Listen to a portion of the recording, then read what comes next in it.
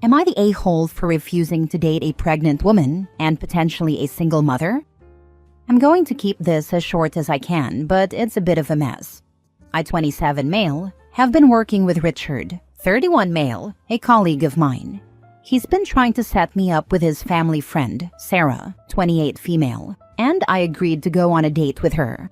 On the date, I thought she was really fun, and we seemed to be pretty compatible. We had a good time and I was actually looking forward to seeing her again. But during the second date, Sarah mentioned that she's pregnant. She's about 4 months along, and I wasn't sure how to handle it. I took a long time to process it and didn't know how to reply. Personally, I didn't know people expecting a child still went on dates, both men and women. I always thought the baby would be their priority for at least 2 years. Maybe I'm out of touch, but I'm not judging them. That said, I just don't want to date someone with a child. Not because of some spicy reason, I just don't want to be a stepfather. If I scold my own kid, they'd be upset. But if I say something to someone else's, there's a high chance of hearing, "You're not my father." And then there's the whole situation with the baby's father. Real dad, fake dad drama I don't want to be part of. Honestly, I don't think I could love someone else's child like my own. So, I tried to stay calm during the date. I didn't know how to react or how to say it to her, but by the end, when she asked when we could meet again, I had to be honest and told her that I didn't want to continue the relationship because I don't see myself taking on the huge responsibility of being a stepfather. Afterward, Richard was furious with me. He told me that Sarah had been cheated on by her husband, and during the divorce, she found out she was pregnant. She didn't want to keep the baby because she didn't want to raise it alone, but all her friends, including Richard, persuaded her to keep it, saying that there are plenty of good guys out there who would step up. Richard then told me that the first good guy he thought of was me. He said I was the only one she liked among the guys they set her up with. She was clearly upset about being rejected, though she didn't say anything to him, but it was obvious she was sad. At that point, I was frustrated. I didn't even know she was pregnant before the date, and now I'm being pushed into this situation? I told Richard that while I feel bad for Sarah, it's not my responsibility to fix her situation. I'm still figuring things out, and I'm not ready to be with someone who's pregnant. It's sad, but it's just not something I want to take on. After that, I started noticing my colleagues giving me the cold shoulder. Ben, 28 male, one of them, told me that Richard had been telling people I almost caused a pregnant woman to lose her child because of my behavior. I set the record straight with Ben, and now he's suggesting I take this to HR because of how Richard is portraying me. So, am I the a-hole for not wanting to date a pregnant woman? Now for the top comments. Since Richard has brought the workplace into it, I would bring in HR. I am shocked that he set you up knowing she was pregnant and didn't tell you. As you said, it isn't your responsibility to fix the situation. Richard convinced her to keep the kid. Why can't he be a good guy and help raise it? That's the beauty of Richard's deceit. He's the father. Did you actually stop and ask her, considering the change in her future circumstances incoming and her recent divorce, what she was looking for from dating? She may have had no intention of a serious relationship and asking you to be a stepdaddy. She may have had no intention of becoming a family with whoever she dates. Maybe she just wanted someone to have fun with and a few dates when she's not parenting. I didn't ask her anything about this. As I said, I never wanted to date someone with kids. At that moment, I didn't even know what to say to her. She just wanted someone to have fun with and a few dates when she's not parenting. I'm looking for a full-fledged relationship, not like a part-time one, so asking her about this wouldn't have changed anything anyway. Not the a-hole. Dating isn't a charity program, and agreeing to a date doesn't mean you signed up for stepdad boot camp. You were honest, respectful, and didn't lead her on. That's more than a lot of people would do. Richard needs to chill with the hero complex and stop trying to recruit you for a role you never auditioned for. Taking this to HR might not be a bad move if your workplace is turning into a soap opera over your personal boundaries. Next story. Am I the a-hole for insulting my husband for what he said about our daughter's boyfriend? My daughter, 17 female, recently started dating a boy 17 male. He is her first boyfriend. One of my biggest concerns when my daughter started dating was the possibility of her being mistreated, an obvious worry. However, after meeting her boyfriend at one of his baseball games, she met him through one of her friends in baseball, I realized this was not something I needed to be seriously concerned about. He is genuinely one of the sweetest people I have ever met. Every time I see him interact with the coaches, his teammates, his opponents, my daughter, etc., it is always positive. He is generally a very soft-spoken and kind individual, always positive and happy. I also say this with no ill intent, but he is fairly short and somewhat tubby, which is relevant to my husband's opinion. I obviously do not care about this, as he is a good person and clearly treats my daughter well. When my husband met him earlier, however, he did not seem as happy. Once he had left, my husband told me that he didn't think he was right for our daughter. He made comments about him not being man enough. I said that our daughter clearly loves him, and he clearly loves our daughter, and that I'm happy she's with someone we know is going to treat her right. My husband said that he would rather her be with a real man, not some short little gay kid. I got a little mad at this and said, "What would you rather have him be then? Some big macho man that snaps at our daughter?" He responded by saying that would be better than some fat pansy. I told him he was just being an annoying prick to the kid, for no reason other than he doesn't think he's man enough for some stupid arbitrary reason, and that he should be supporting our daughter. He said, "If you're fine with our daughter dating a freaking pansy, so be it, I guess." He stormed off, and I've been reflecting on it and think maybe what I said was uncalled for, as he has his own perspective on these things as a dad. And I should not have started throwing around insults, as that does nothing to fix this issue for our daughter and her boyfriend. Now for the comments. So he would rather your daughter be married to a brute tough guy who treats her like crap than a shorter chubby kid who treats her well? So appearance is actually more important than character to your husband.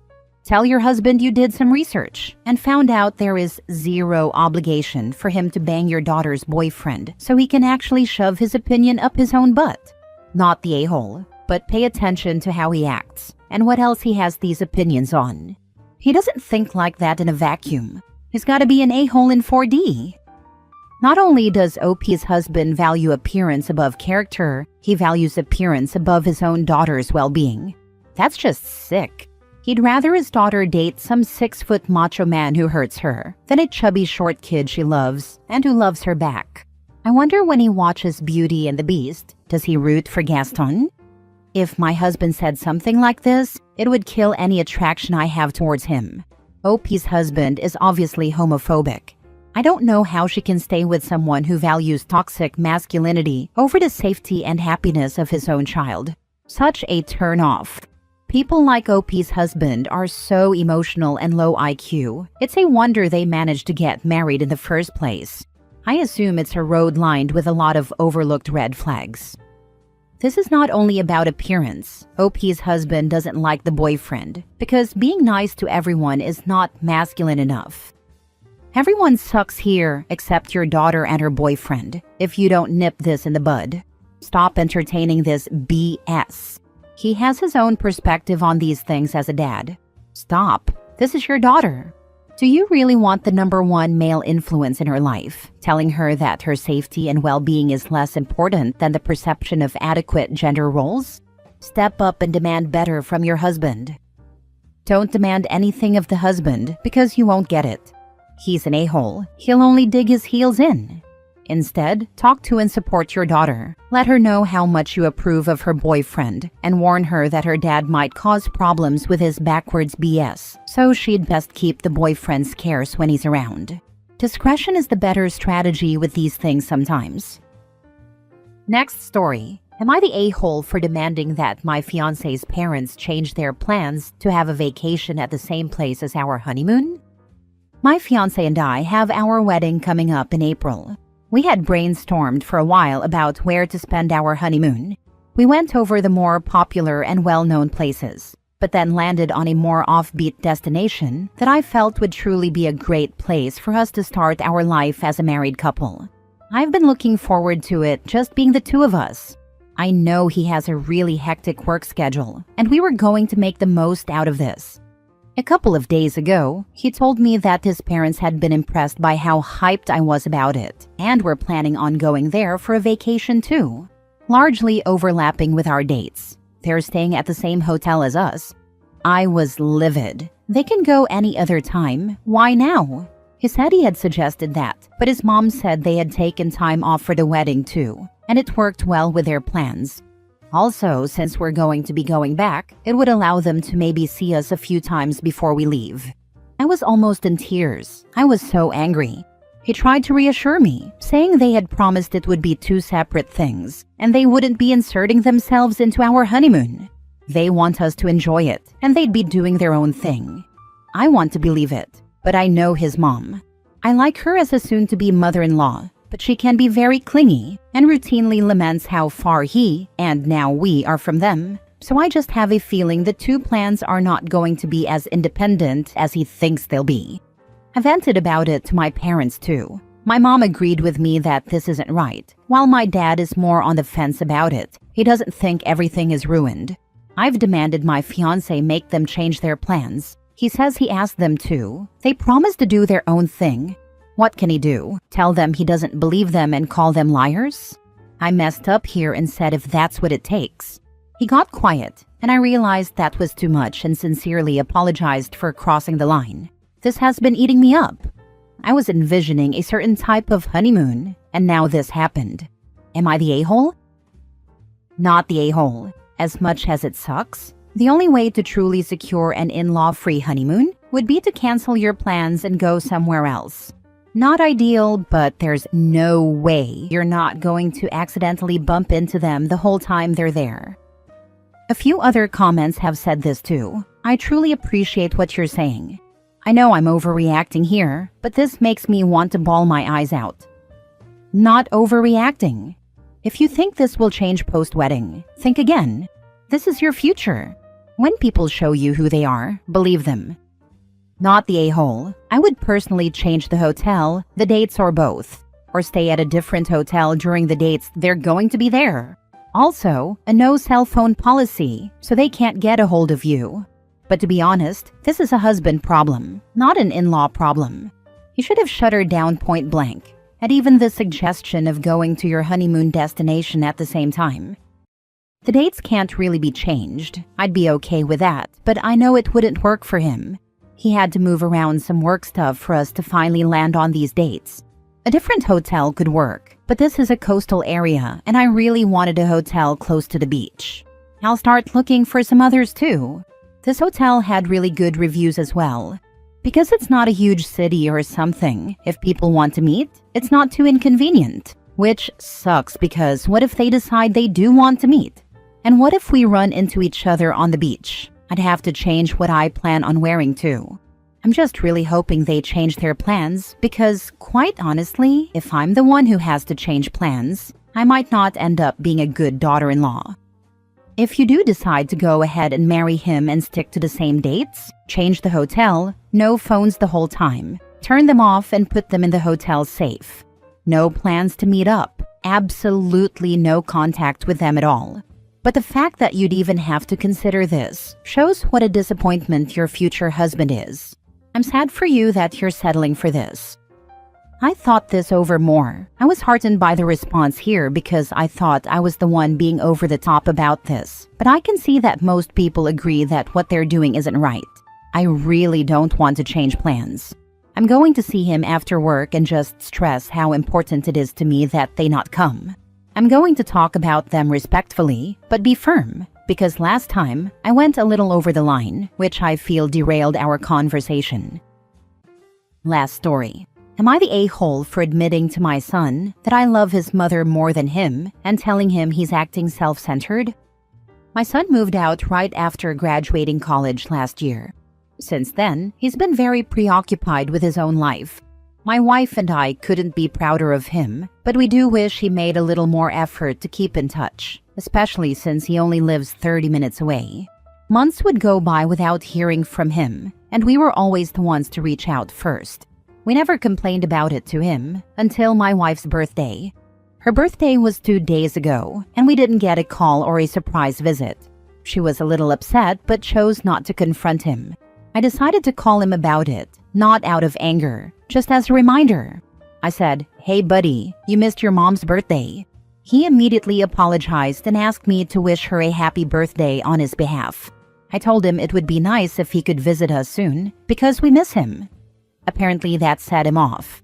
He told me that he has his own life to live and that we have ours. I told him I understood, but we're still his parents and want to stay close. That's when he bluntly said he doesn't want a close relationship with us and that he's frustrated we won't leave him alone. I asked him why, and out of nowhere, he brought up something from when he was 10 years old. He said he overheard my wife and me saying that we love each other more than we love him. I was completely confused because I don't recall ever saying anything like that. When I asked for more context, he said we had been talking about our own parents' marriages. And at some point, I said something along the lines of, even though I love him a lot, I love his mother the most. My wife apparently agreed with me, and that conversation has tainted his view of our relationship ever since. I told him there was nothing wrong with what I said, and that he was acting like a self-centered brat who thinks the world revolves around him. He told me to go to hell. When I told my wife about what happened, she said I was wrong for calling him that, even though I believe it was true. "You're the a-hole. First of all, he is as you raised him. Secondly, kids don't just suddenly decide to let go of relationships with their parents because they heard something like that. In a home with engaged available parents, kids flip out and tell their parents they overheard something upsetting, or they demand to know why they would say such a thing. They don't just keep it a secret for 20 years. Something else was going on. It may be that you meant that you love your wife and understood that she would be your partner even when your kids grew up and moved on, but clearly you did make your child feel neglected. If you want a relationship, calling your son a self-centered a-hole isn't a great way to begin. Did it even occur to you to ask how he felt or try to clarify what you meant, or express any sadness about the fact that he did not in fact feel loved? Did you think to tell him you would like to have a better relationship? Do you even want that? It wasn't just the one thing. Other stuff happened that you're not aware of or are actively ignoring. Not necessarily. Sometimes it is the one thing. OP's kid internalized his parents' love for each other as they're not having any love for him. Few people would have the courage to address that in case they found out it was true. He was 10 years old at the time. It is actually not at all reasonable to believe that in an otherwise loving, supportive family, a child that age would hear their parents say something like that, and that they would accept it as true in a simple, uncomplicated way that they never questioned for decades after, or that it would never come up again. I mean, can we blame him? He's probably internalized that for years, and then you call him spoiled because he thinks you don't love him as much, when really you should have said those are two different forms of love. You're the a-hole.